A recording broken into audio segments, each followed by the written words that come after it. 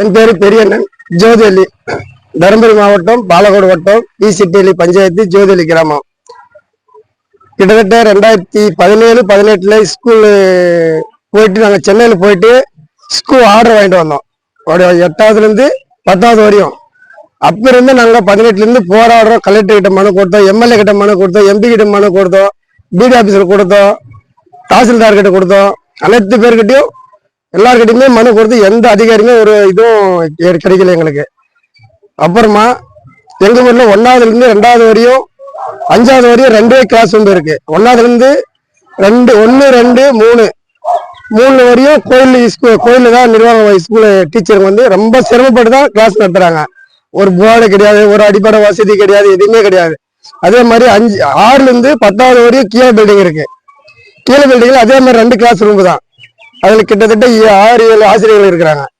அவங்க வந்து ஸ்கூல் வந்து 2 ரூம் தான் இருக்கு.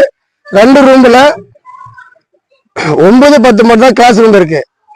6, 7, 8 ரெண்டுமே வெளியே தான் நடத்துறாங்க. ஸ்கூல் முன்னாடி புறம் தான் தரையில தான் நடத்துறாங்க. வெயில் மழை எல்லாத்துக்குமே வெளியே தான் நடத்துறாங்க. ரொம்ப சிரமமா இருக்கு. அதே மாதிரி டீச்சர்களுக்கும் ஒரு பாத்ரூம் வசதி இல்லை, பஸ் வசதி இல்லை. ரொம்ப போராடுறோம். நாங்களும் எம்எல்ஏ கிட்ட கொடுத்து பார்த்தோம், எம்பி கிட்ட கொடுத்து பார்த்தோம். எல்லா அதிகாரிகள் எல்லா திமுக ஏடிஎம்க 2 ஆட்சியுமே எதுவுமே எங்களுக்கு வந்து செய்யல.